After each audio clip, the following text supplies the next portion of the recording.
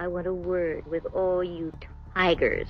Oh, you men know which ones you are. I like you. For millions, she was the smart, beautiful, and unflappable Agent 99, the perfect foil to the bumbling Maxwell Smart. Get Smart wasn't just a TV show, it was a comedy that defined a generation. But behind all the laughter and the shoe phones, a very different story was playing out. Now, in her 90s, Barbara Feldon is finally breaking her silence on what really happened behind the scenes. From the co-star she barely spoke to the production secrets they fought to hide, this is the untold story of Get Smart. For 5 seasons, they were TV's most beloved spy duo. Maxwell Smart, the clumsy agent who always seemed to save the day by sheer luck, and Agent 99, his brilliant, beautiful, and infinitely more competent partner. Their on-screen chemistry was electric, a perfect mix of slapstick comedy and subtle romance that hooked audiences around the world.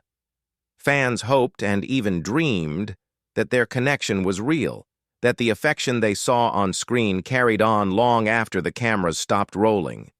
But the truth, as it so often is, was a lot more complicated and much, much quieter. For decades, Barbara Feldon, the woman who brought Agent 99 to life, kept a graceful silence. She smiled through interviews, charmed talk show hosts, and let the public believe what they wanted. But behind that elegant smile was a story of professional distance, personal heartbreak, and a quiet resilience few ever saw. What was really going on between takes? What was the true nature of her relationship with the show's star, Don Adams? And what shocking personal secrets was she hiding while the world laughed along with her? Today, we're pulling back the curtain on one of television's most iconic shows to reveal the truth Feldon has held on to for over half a century.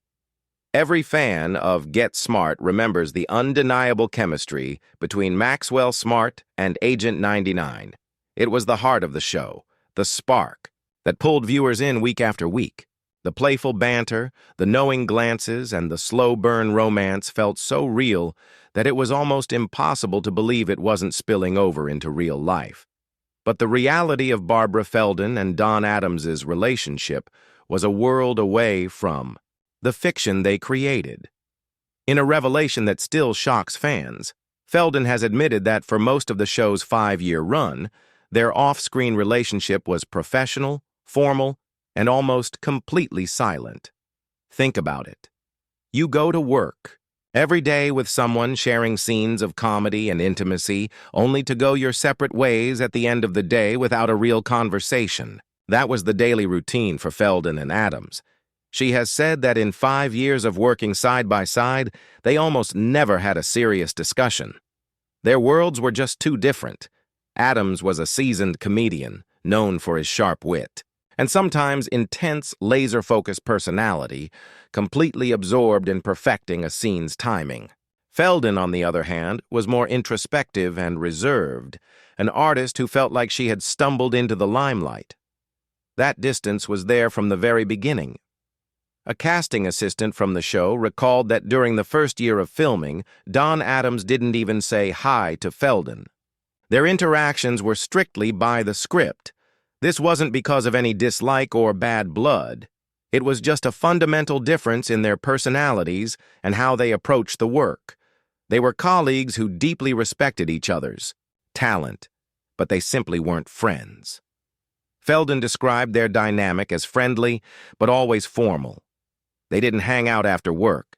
They didn't share personal stories between takes. They showed up, created magic for the camera, and then went back to their separate lives. For years, the fantasy of a real-life Max and 99 romance lived on, fueled by their incredible on-screen magic. The studio, of course, did nothing to stop the rumors. After all, it was great for ratings. Feldon, ever the professional, gracefully played along, dodging personal questions with charming stories about Adams's comedic genius. But the silence between them off-camera tells a much different story. It speaks to the immense talent of both actors, who could build such a convincing illusion of warmth without a genuine personal connection to pull from. It was a masterclass in acting. But the story doesn't end there. In a heartwarming twist, their relationship completely transformed. Years later, when they reunited in 1989 for the movie Get Smart Again, something had changed. The formal distance was gone. Feldon recalled that it was as if seeds of affection had been planted years earlier, and they suddenly blossomed. The two finally became the close friends the public had always imagined them to be, developing a deep warmth that would last for the rest of Don Adams's life. It was a friendship decades in the making, a quiet, delayed bloom that makes their on-screen legacy all the more powerful. The love between Max and 99 may have been a performance, but the love between Don and Barbara, in the end, became beautifully and unexpectedly real. In 1960s Hollywood, some rules were unspoken but absolute. One of the biggest? The male lead had to be taller than his female co-star. It was visual shorthand for the era's social dynamics, a subtle way to reinforce traditional gender roles. So when Barbara Feldon, standing at a statuesque 5'9", was cast opposite the shorter Don Adams, the Get Smart production team had a big problem. This height difference flew in the face of TV norms and created a visual puzzle that the crew had to solve with clever and often comical tricks. From day one on set, the height issue was a little awkward. Feldon recalls the moment they first stood on their marks for the pilot. As Adams looked up at her, his unhappiness was obvious. It wasn't personal. It was just a violation of how television was supposed to look. In that moment, Feldon knew she'd have to be the one to adapt. As she later said, "Don would have liked a shorter leading lady, and I wanted to please my co-star." And so began a 5-year campaign of visual trickery, a secret choreography designed to shrink Agent 99 just enough to protect the leading man's stature. The methods they used were creative and surprisingly simple. One of the most common fixes was for Feldon to just slouch. She became an expert at what she called slouching really effectively, managing to lose a couple of inches just in time for a close-up. In scenes where they walked into a room together, she might appear taller, but for those crucial two shots, her posture would subtly collapse. Another key strategy involved her footwear, or often the lack of it.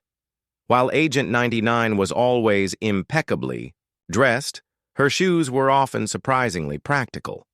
For most of the show's run, Feldon wore flats or was completely barefoot in her scenes with Adams. She's joked that she was probably the only actress in Hollywood at the time with calluses on her ankles from working in her bare feet. The crew also got creative with the set. If a scene was on a beach, Don Adams would literally dig a small trench in the sand for Feldon to stand in. If they were on a hill, she was always on the downhill side. In the studio, small, discreet platforms called apple boxes were constantly used to give Adams a few extra inches when slouching or bare feet weren't enough. These little hidden adjustments were a constant part of filming, a secret dance performed to maintain the illusion for the audience. This constant effort to appear shorter was a strange challenge, a physical reminder of the industry's rigid expectations for women. Yet, Feldon handled it all with grace and humor. Ironically, this production secret only reinforced the show's core dynamic. Agent 99 was, in every way, a woman who had to make herself smaller to accommodate the male ego, even as her intelligence towered over her male counterpart. The visual trickery was a perfect metaphor for the character she played, a woman who was literally and figuratively head and shoulders above the man, but who tactfully navigated a world that wasn't quite ready to admit it. It's almost impossible to imagine anyone but Barbara Feldon playing Agent 99. She defined the character with her unique mix of intelligence, grace, and perfect comedic timing. And yet, in the very early days of Get Smart, the role that would make her a TV icon almost slipped right through her fingers. Before the show even had a chance to become a hit, a powerful executive tried to get her fired, not for a lack of talent, but because of a commercial she had filmed. Before landing her breakout role, Feldon, like a lot of actors, paid the bills by doing commercials. Her most famous ad was for Top Brass, a men's hair pomade, where she famously lounged on an animal print rug and purred at the camera, calling men tigers.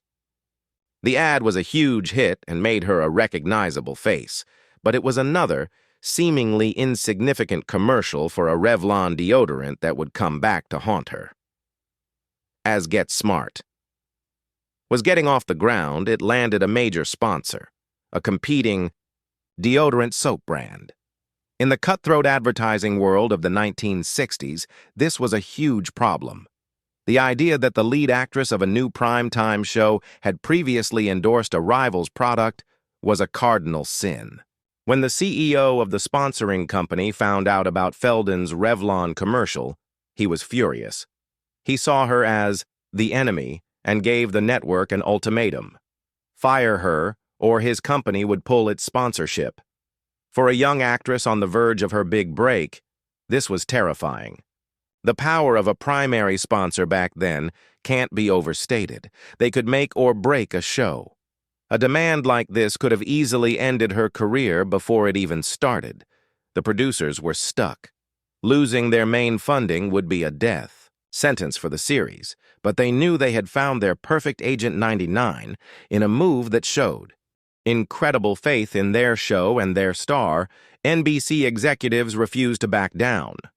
They stood by their casting choice, telling the sponsor in no uncertain terms that Barbara Feldon was their Agent 99 and she wasn't going anywhere.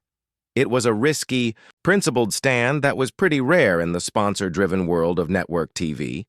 The network called the sponsor's bluff, and to everyone's relief, the company caved. They kept their sponsorship, and Barbara Feldon kept her job. This behind-the-scenes drama, hidden from the public for decades, shows just how precarious a career in Hollywood can be. Feldon's iconic role was saved not just by her talent, but by network executives who were willing to fight for their creative vision. It proves that long before Agent 99 was saving Maxwell Smart from the forces of chaos, Barbara Feldon had already survived a high-stakes showdown of her own. While Barbara Feldon was charming America as the brilliant Agent 99, navigating a world of comical spies, her own life was tangled in a web of deception that was far more sinister. In a shocking twist that could have been a plot from Get Smart itself, the actress discovered that the man she had married was not who he claimed to be. Her husband, Lucien Verdot, turned out to be a con artist and a fake spy, leading Feldon through a heartbreaking journey of love, betrayal, and disillusionment. Feldon met and married the glamorous European before her TV career took off. He was charming, worldly, and presented himself as a man of mystery, a persona she found irresistible. She went into the marriage completely unaware of the dark secrets and elaborate lies that he had built his identity on.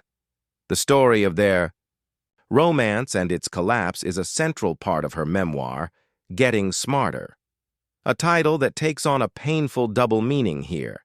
In fact, the book's original working title was The Frenchman, which shows just how deeply this man impacted her life. As their marriage went on, the facade started to crumble.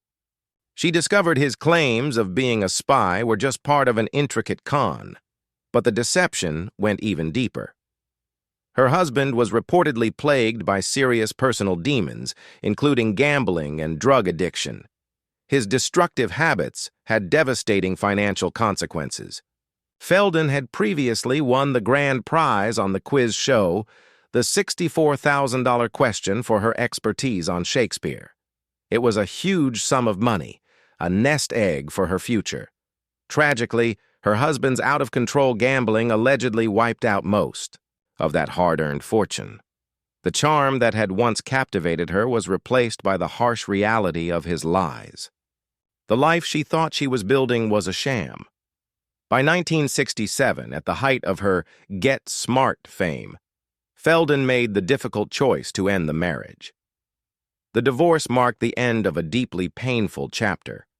The irony was sharp. On television, she played in a world where spies were fun and adventurous. In her real life, a man pretending to be a spy had brought her immense pain and financial ruin. Even after the divorce, she continued to use his surname, Feldon, professionally. She was already famous, and changing her name could have hurt the career she'd worked so hard to build. And in a final act of incredible grace, years after their split, she did something truly unexpected.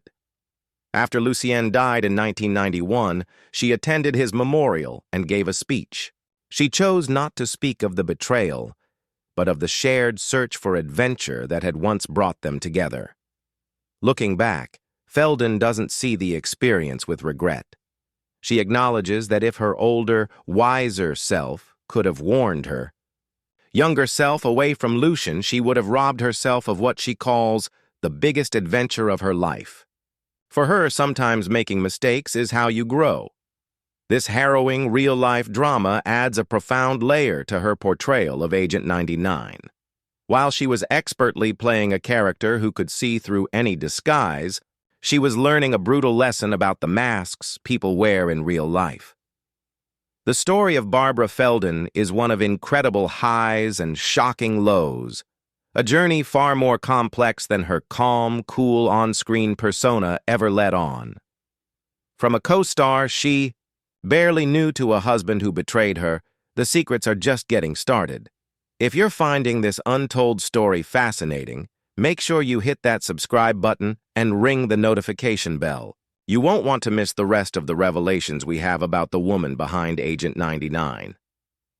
Long before she was taking calls on a shoe phone or stopping chaos in its tracks, Barbara Feldon had already experienced a whirlwind of fame from a completely different corner of television.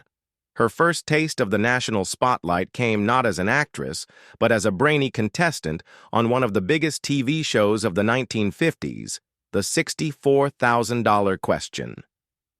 Her victory was a testament to the sharp intellect that would later define Agent 99, but the experience itself was a wild ride of intense pressure and sudden wealth.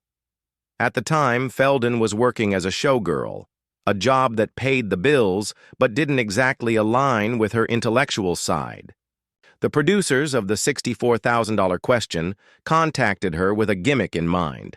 They wanted to see if a glamorous showgirl could also have a brilliant mind. Feldon, a graduate of the prestigious Carnegie Institute of Technology, was the perfect person to challenge that stereotype. She chose William Shakespeare as her category of expertise.